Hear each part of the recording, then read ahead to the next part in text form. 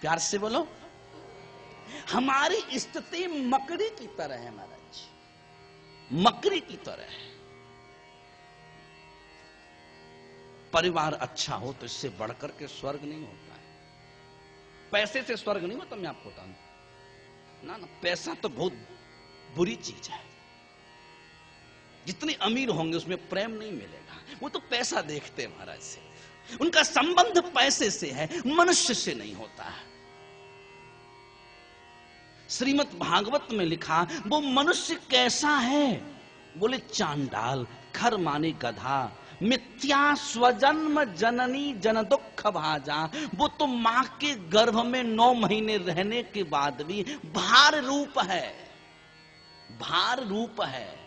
और संसार में कैसा है, बोले धिक्तम नरम पशु समम भुवि भार रूपा। उस मनुष्य को धिक्कार है जो मनुष्य योनि प्राप्त करके श्रीमद् भागवत कथा का प्रवचन नहीं सुनता। इस सनत जी का महाराज श्लोक में अपना कुछ नहीं कह रहा हूं, सनत जी का प्रवचन है ये, जो देवर्षि नारद को सुना रहे हैं। दुर्लभैव कथा लोके श्रीमद् भागवतोद्भव।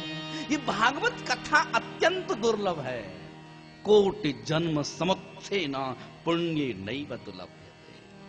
अत्यंत दुर्लभ भागवत कथा करोड़ों जन्मों के पुण्य के बाद फलित होती है, श्रवण करने को मिलती है। आप यहां जब आ रहे होंगे तो कितनी तकलीफें आपको आ रही होंगी। अरे यार अब ये काम लग गया, मुझे जाना है परसों, यार उसका फोन आ गया, अरे उसको मेरी खास ससुराल में शादी है, मैं कैसे करूं। रजना ना जंजाला ते अति दुर्गम शैल विशाला।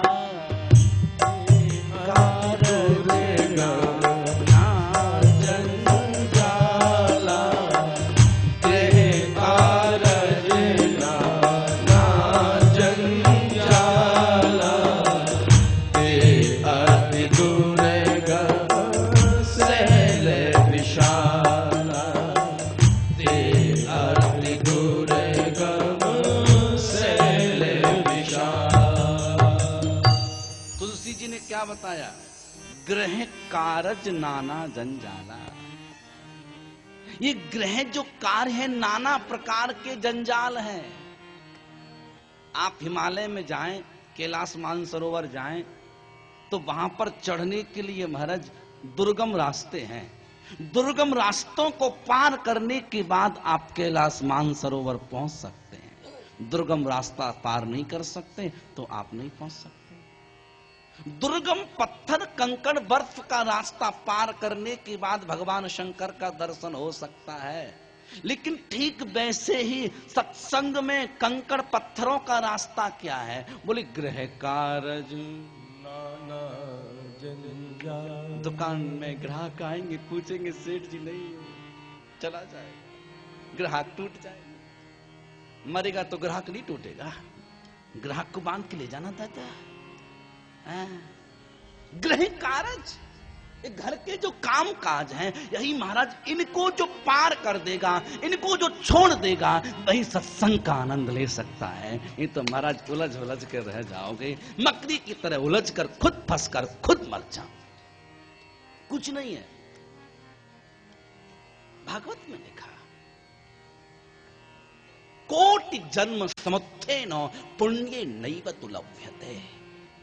करोड़ों जन्मों का पुण्य जब एकत्रित होता है, उदय होता है, फलित होता है, तब कहीं भागवत कथा मिलती है। यत फलम नास्ति तपसा न योगे न समाधि।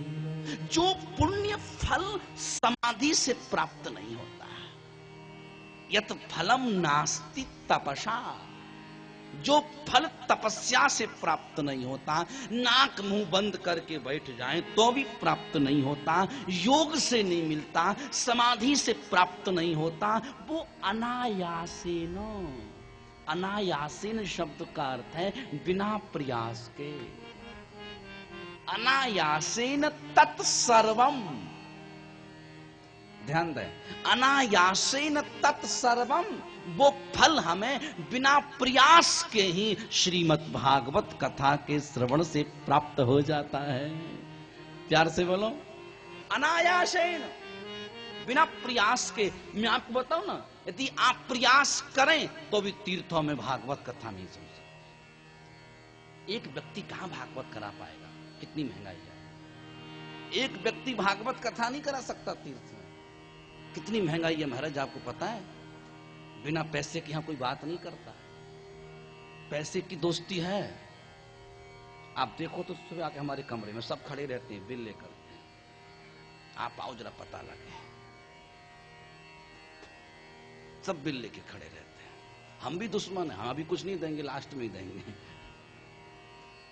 हाँ, हम भी नहीं देंगे। क्यों नहीं देंगे? कल दिखाई नहीं पड़ेगा, पैसा ले जाएगा तो, पता है ना हमको तो।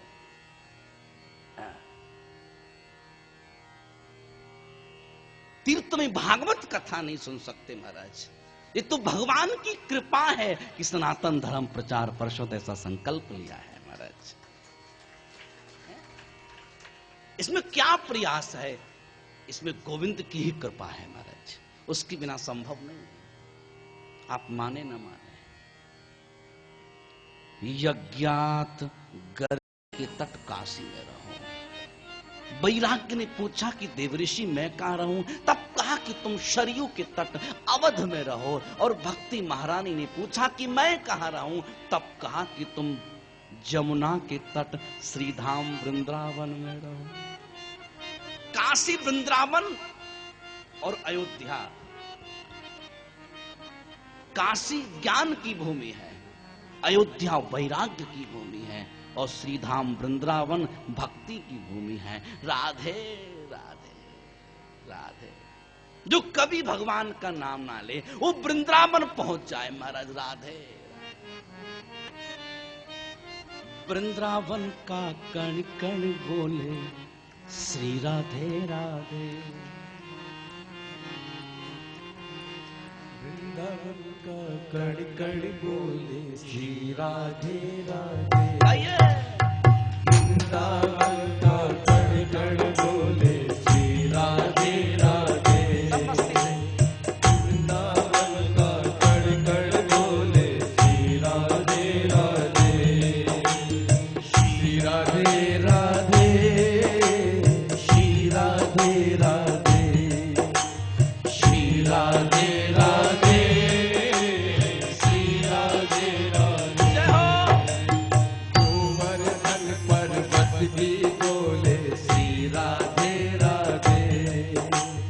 गोवर्धन पर्वत भी बोले श्री राधे राधे। श्री राधे राधे, श्री राधे राधे, श्री राधे राधे, श्री राधे राधे।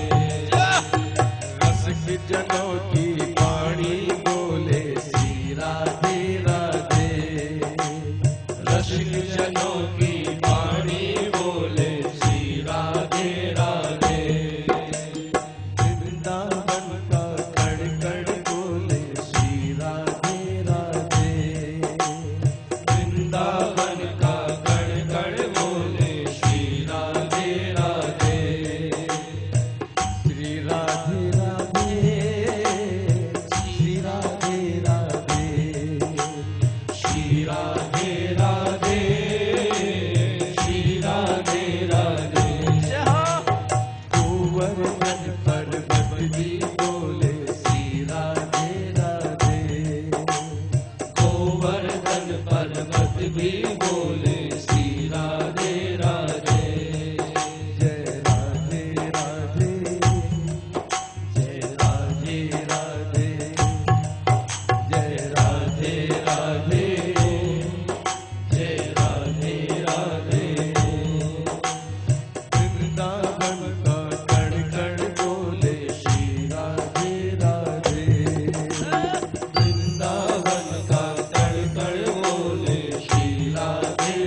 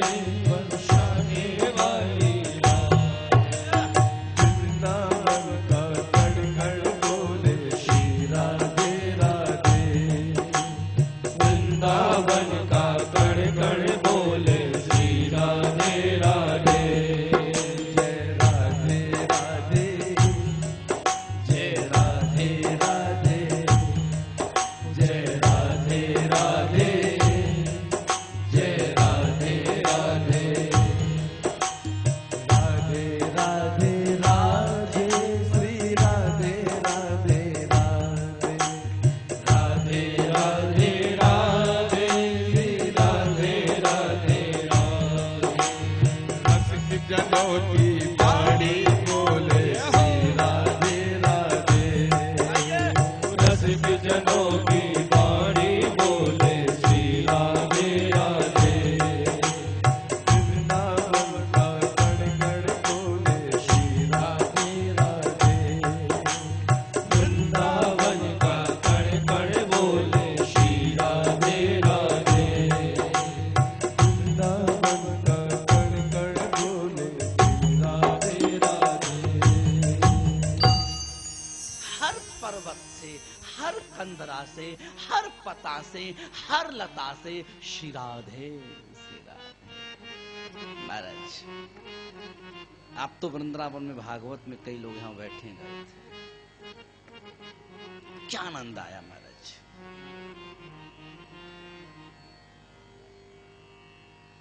प्यार से बोलिए। श्रीमद् भागवत की कथा का श्रवण करके ज्ञान वैराग्य युवा हो गए, भक्ति महारानी तरुणी हो गई। आप जरा इसके विषय में जाने तो सही। वृंदावन में ज्ञान वैराग्य पड़े हुए हैं और भागवत कथा कहां हो रही है? हरिद्वार में। हरिद्वार में जो भागवत कथा हुई उसका प्रभाव वृंदावन में पहुंचा, उसका प्रभाव वृंदावन में पहुंचा, ज्ञान वैराग्य युवा हो गए। आप जो यहां भागवत कथा सुन रहे हैं, अपने पूर्वजों की निमित्त उसका प्रभाव यहां नहीं, जहां तुम्हारे पूर्वज होंगे वहां तक पहुंचेगा। पूरे शरीर के किसी भी अंग में दर्द हो, किसी भी अंग में दर्द हो, यदि आपकी आंख में दर्द है तो दवाई कहां खाएंगे? आंख में? अरे मुंह से ही खाएंगे। और नाक में हो तो मुंह में ही खाएंगे। सर में हो तो मुंह में खाएंगे। दर्द कहीं भी हो, दवाई तो मुंह से ही खानी है महाराज। लेकिन दवाई का प्रभाव जहां पहुंचना चाहिए वो वहां पहुंच जाता है। ये समझे। आज हमारे सर में दर्द था, खाए नहीं 3 दिन से, बाद खिचड़ी खाए, दर्द था, दवाई लिए, आधा घंटा सोए हम। तब तो आप मुझे चमक दमक से देख रहे, नहीं तो महाराज मुरझा गया था कमर। प्यार से बोलो।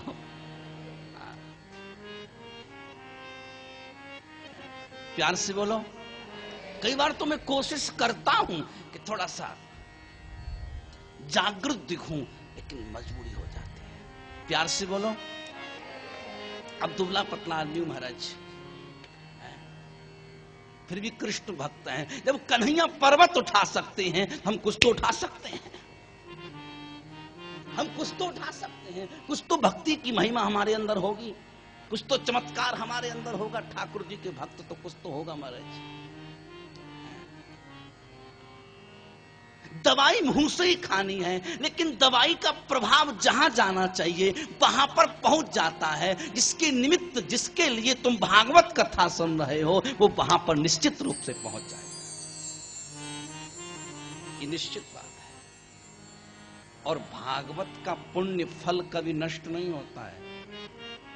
तुम्हें किस पुण्य का फल मिलता है ये तुमको पता नहीं रहता है, लेकिन तुम्हें जीवन में जो उपलब्धियां प्राप्त होती हैं वो निश्चित रूप से किसी न किसी पुण्य का फल ही होता है। आप माने चला, जो तुम्हारे जीवन में उपलब्धियां हैं वो किसी न किसी पुण्य का फल है,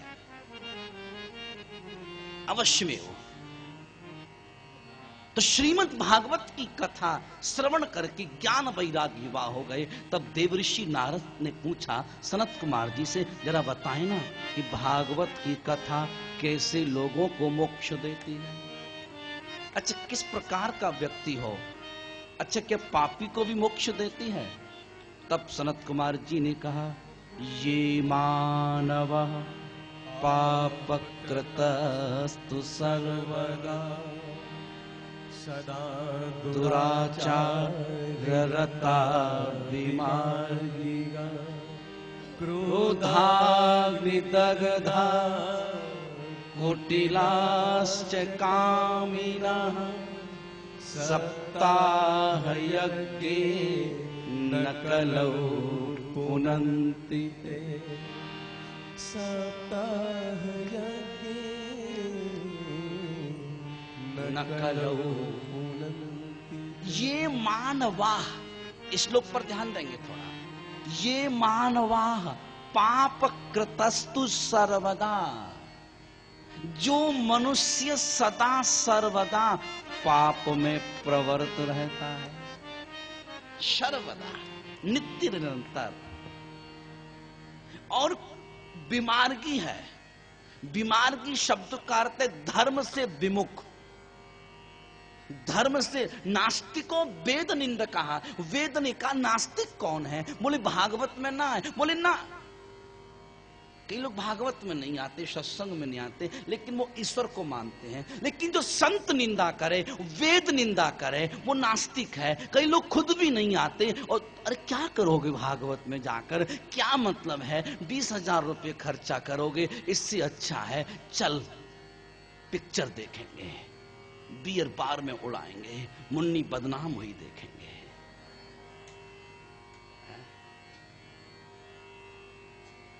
बीमारगी। आप सतमार्ग पर आ रहे थे, उसने तुम्हारे मुख को मोड़ दिया, बीमारगी बना दिया।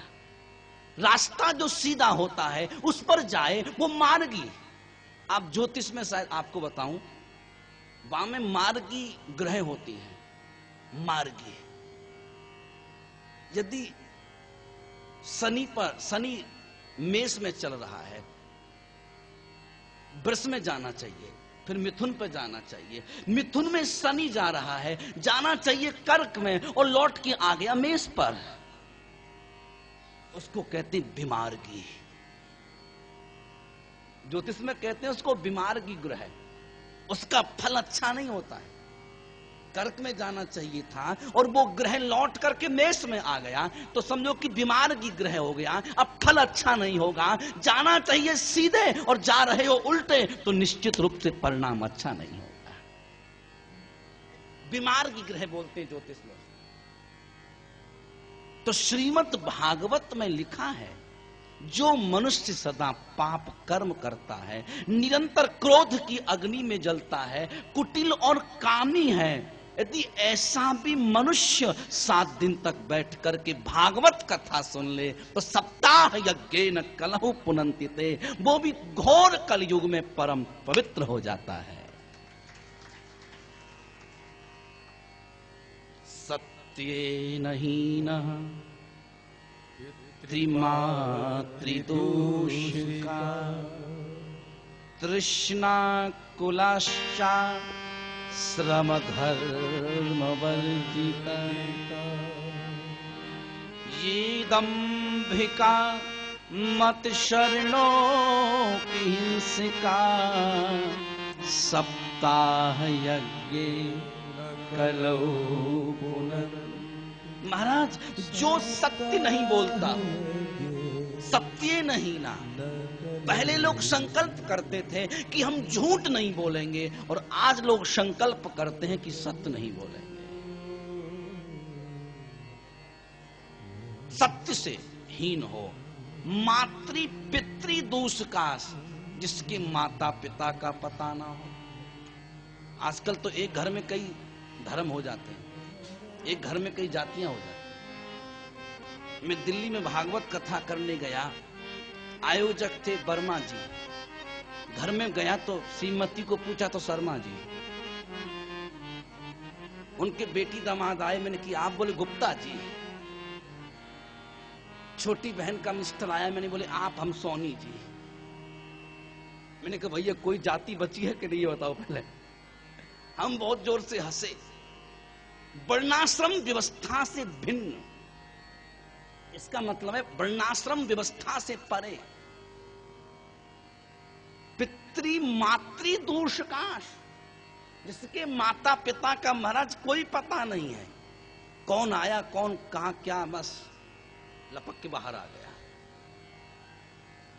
वो जो जीव है, वो शास्त्रों में कहा इस प्रकार का भी कोई पापी 7 दिन तक बैठ करके भागवत कथा सुनता है, तो सप्ताह यज्ञेन कलौ पुनन्ति ते, वो भी घोर कलयुग में परम पवित्र हो जाता है।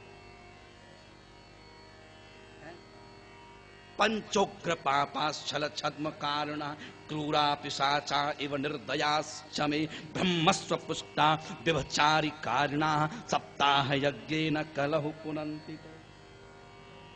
एक तो महाराज पाप होता है सामान्य पाप और एक होता है उग्र पाप। सामान्य पाप का मतलब समझते हो, मच्छर मार दिया चलेगा, करेंगे जीविका इसका। 5 प्रकार की उग्र पाप होता है। ब्रह्मस्व पुष्टा, ब्राह्मण का वध या ब्राह्मण का अपमान। अपमान का अर्थ भी वध होता है। हम पहली कोशिश करें कि हमसे कोई दुर्वचन ना बोले। यदि आप अपना सम्मान रखना चाहते हो तो हमें कोशिश करनी है, दूसरे को नहीं करनी। अपनी आत्मरक्षा हमें स्वयं करनी है। ब्राह्मण का वध करने वाला व्यक्ति, 108 ब्राह्मण हमने बुलाए हैं, हमने पूर्ण कोशिश की है इन्हें कोई तकलीफ ना हो। हमने जानते हो भी 2 हाल किए हैं। 2 हाल हो सकता हम 1 हाल में कर सकते थे, लेकिन हमने नहीं, तकलीफ होगी, सुबह शाम जाने आने में प्रॉब्लम हो सकती है। अतिथियों को बुलाकर के तुष्कार ये सबसे बड़ा अपराध है। और सबसे बड़ी खुशी की बात मुझे है, आप सब लोग बहुत अच्छे से सवार रहे हैं। और खुशी की बात यह है कि अभी तक मेरे पास कोई ये कहने नहीं आया कि महाराज मुझे रूम पसंद नहीं आया। मुझे इसके लिए प्रसन्नता है अपने आप पर। प्रायः 2-3-4 आयोजन जो हमारे हुए कुछ ना कुछ तकलीफ रहती थी। इस बार हमने पहले कोशिश की है, उसको क्या क्या कर सकते हैं हमने पूर्ण कोशिश की है। यदि आपको तकलीफ हुई तो वो तकलीफ हमारी है, आपकी नहीं है। वो प्रॉब्लम मेरी है, मुझे कष्ट होगा यदि आपको तकलीफ होती है तो। अतिथियों की सेवा, आप हम सब यहां अतिथि ही हैं, लेकिन सनातन धर्म ने आपको आमंत्रित किया है महाराज। वैसे आप स्वयं उसके सदस्य हैं सारे लोग, शायद आपको पता नहीं है। जो पैसा जमा आपने किया है उसका 600 रुपया फार्म का जाता है। सब लोग सदस्य हैं जितने यहां बैठे हैं, उसका 600 रुपये संस्था के लिए जाता है। हर व्यक्ति से संस्था के लिए जाता है। जिससे कि संस्था का आश्रम बन रहा है, उसी पैसे से बन रहा है। तुम्हारी जेब से 600 रुपया गए, हमने 70 लाख का काम करा दिया। तुम्हारे 600 ने 70 लाख का काम करा दिया। रुपया तुम्हारा 600 है, लेकिन वो काम 70 लाख का है। सनातन धर्म प्रचार परिषद। तो ब्रह्मस्व पुष्टा, ब्राह्मण का वध। और दूसरी बात कही अब गौ का वध। तीसरी बात कही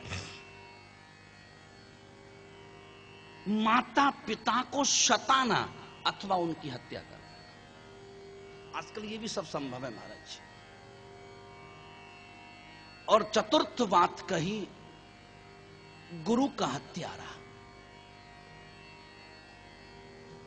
ज्यादातर चेला वही आश्रमधारी हैं जो गुरु को मार सकते हैं, वही संपन्न हो सकते हैं। बाबा रामदेव भी कुछ कुछ ऐसे ही किया बताते हैं। प्यार से बोलो, उसका गुरु भी गायब है 15-20 साल से। बड़ा मठ मंदिर महाराज, ज्यादा संपत्ति होना बड़ा हानिकारक है। पहले आते लोग महाराज पैर दावेंगे, फिर धीरे से हाथ दावेंगे, गुरुजी आपका फिर। प्यार से बोलो। कई लोग मेरे पास आते हैं और कहते बाबा जी आपका पैर दाबूं। मैंने कि नहीं भैया ऐसे ही ले जा। प्यार से बोलो। हम कहते ऐसे ही ले जा। संपत्ति किसी के पास हो वो निश्चित रूप से कष्ट का